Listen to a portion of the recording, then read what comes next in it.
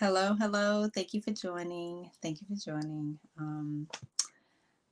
For those who are joining me for the first time, my name is Amy, and I am here to help you implement or incorporate um, gifting into your client journey to enhance your client's experience.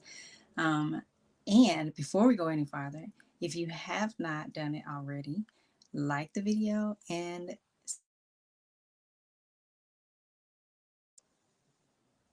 sorry about that. I got a phone call.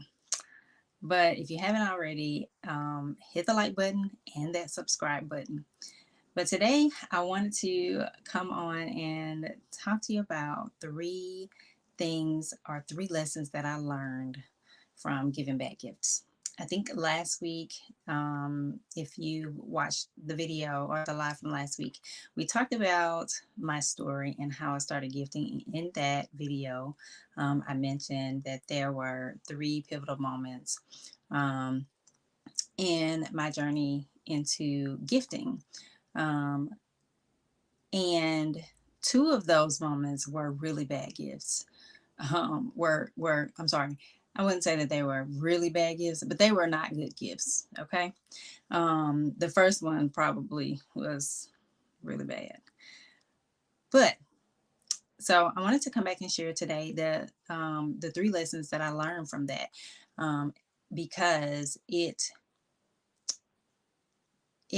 helped me um, create the style of gifting that I have now, or the process for gifting that I have now. And so those three lessons were really big for me and have helped me to create gifts that I really wanted to give, create gifts that brought surprise and delight to every recipient. So I wanted to share those with you. So the first lesson that I learned was I needed to have a plan. And that first bad gift in 2011 the bad gifts that I gave to my bridesmaids, they were forgettable. And that stuck with me, right?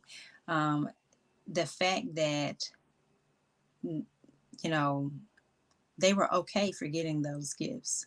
And even when I called to ask, do you remember what was in those gifts that I gave you? The first one that I gave you, um, they didn't remember. So those gifts were forgettable. And that was really because I didn't have a plan in place. And it's also because of another lesson that I learned too.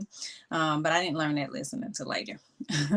But I needed to have a plan. And I learned that lesson from that experience, and also from the very next time that I gave a gift that was okay. It wasn't a gift that I really wanted to give. It was a gift that I chose because I ran out of time. And so I needed to have a plan if I was going to give a gift that was more intentional, right? If I wanted to give a gift that I was more certain that the recipient would love, if I wanted to give a gift that brought them surprise and delight, I needed to have a plan for what I was going to get, where I was going to get it, how much it costs, and all of that.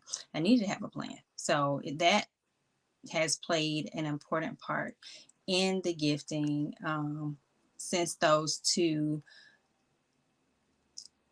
experiences. We'll call them experiences. So then that brings me to the second lesson. Keep what I know about the recipients top of mind. So, um, in those bad experiences, in those bad gifting experiences, I thought a lot about what I wanted to give them and not what they might want. And there's a difference. There's a lot of times that we want to give someone something in particular, but it may not necessarily be something that they want to receive, right?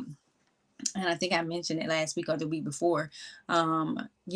Sometimes we have a tendency to think that they should just be thankful that they got the gift. They should be grateful that I got them something, right? And that's just not always the case. Sometimes you get, if you're, it's like you're playing any, meeny, miny, mo with gifting. um, you you choose things, you hope they like it, and then you're like, well, they should just be thankful for it.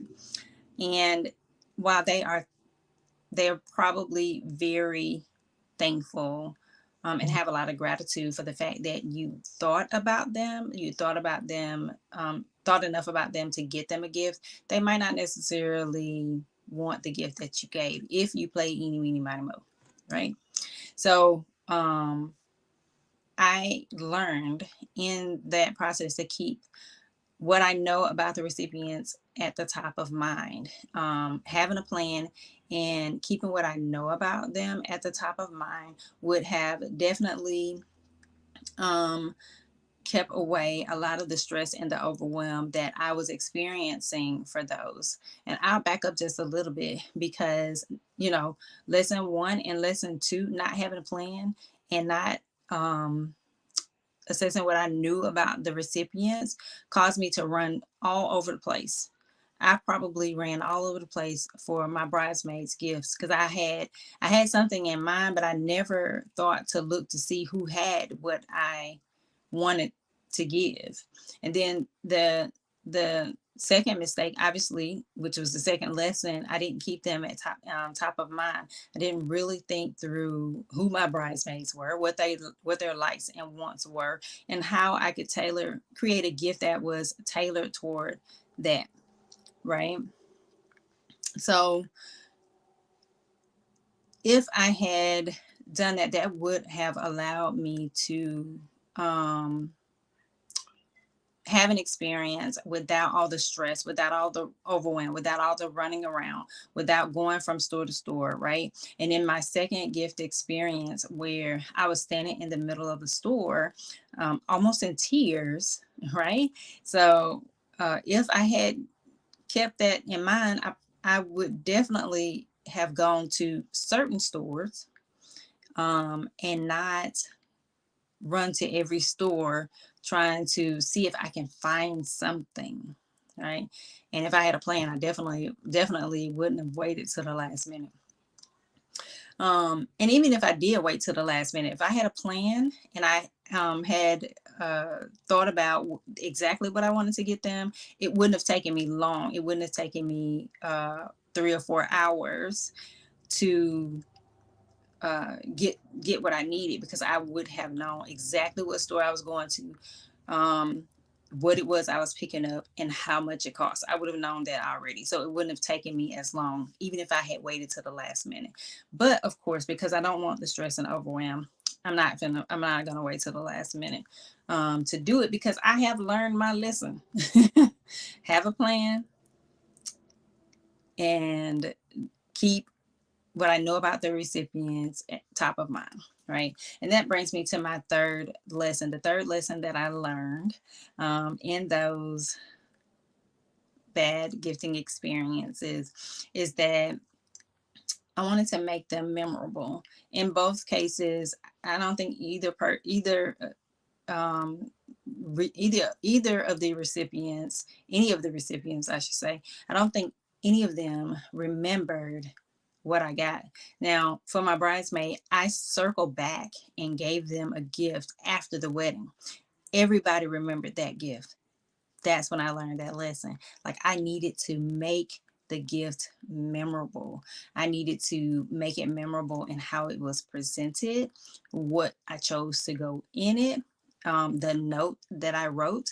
I needed to make it memorable. And also I made it a surprise. I know sometimes it may not always be a surprise, but I made it a surprise. So they didn't expect this gift because they had gotten a gift on the day of. They didn't expect that I had taken, into consideration that they forgot the first gifts, that they weren't all that, they weren't that good of a gift.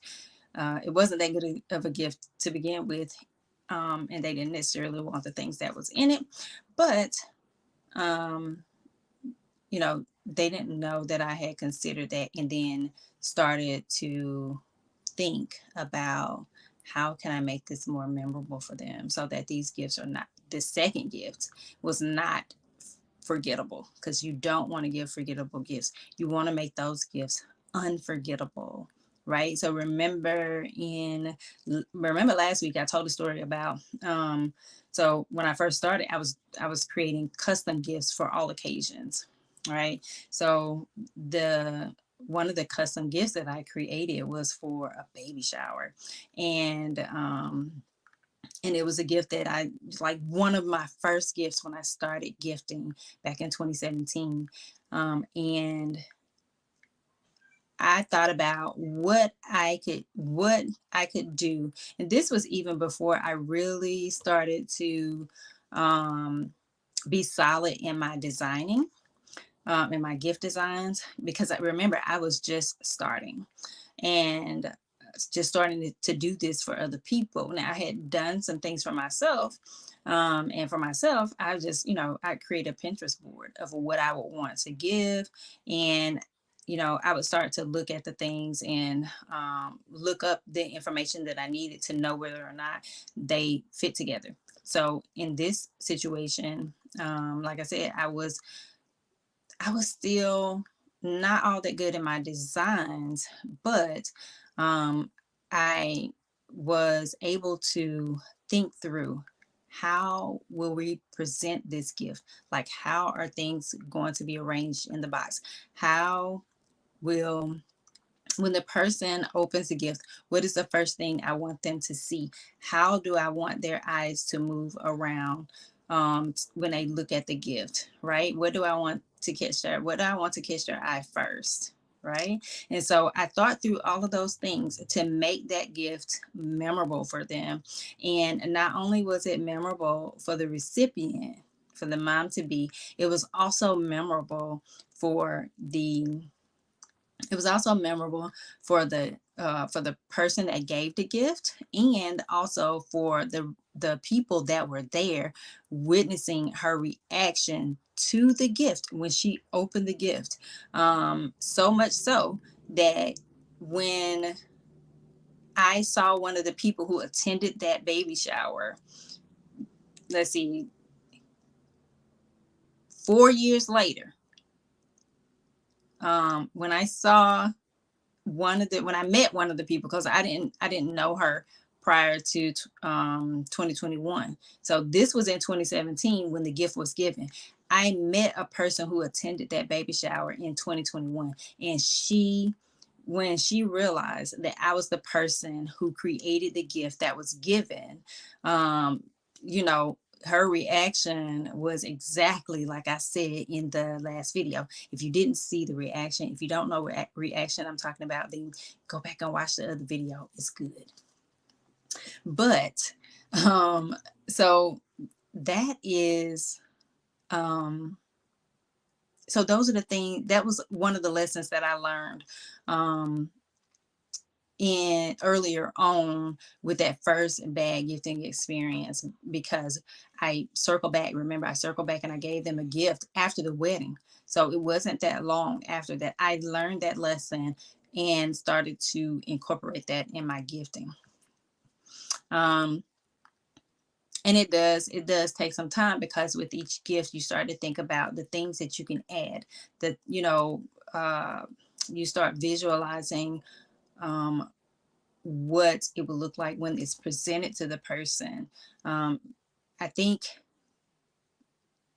now the way I look at creating or the presentation, I really think about a story. Like, what story will the gift tell the person when they open it? What story am I trying to achieve, and how do I achieve that? Like, what special touches do I need to add?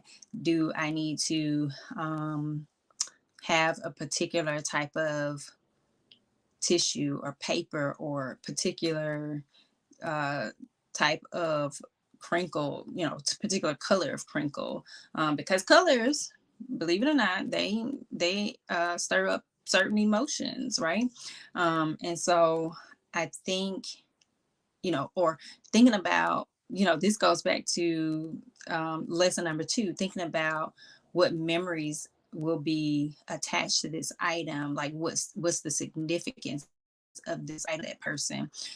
So that's for an individual, but also if you're doing client gifting, you want to think about the significance of the items that you're giving as well for your client type.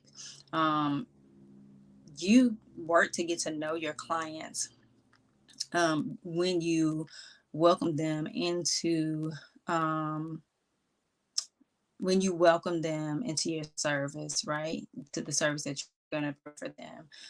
When you learn about their dreams, and there are common threads between the clients that you serve, and so you want to take what you know about the type of clients that you serve, and you want to find things that will hold significant value, or significant value from an emotional standpoint for them. And I think that also helps in the presentation, because you will want to make sure, um, as the person opens the gift, as they lift up the top of the box, as they open up the paper or the tissue or whatever you have it in, as they do that, you want their eyes to focus on particular things first, one particular thing first, and then dance around the box or dance around the gift to see all the other things. And that builds that surprise and delight. And yeah, those are the three lessons that I have learned in after giving some bad gifts, having bad gifting experiences, whatever you want to call it. I learned lessons, and those are three that I wanted to share with you today. So if this has been helpful to you, then please like the video and hit that subscribe button so that you know the next time that I go live. Or the next time I post a video or upload anything, you will get notification of it. So that's all that I have for you today. Until next time, happy gifting and many blessings.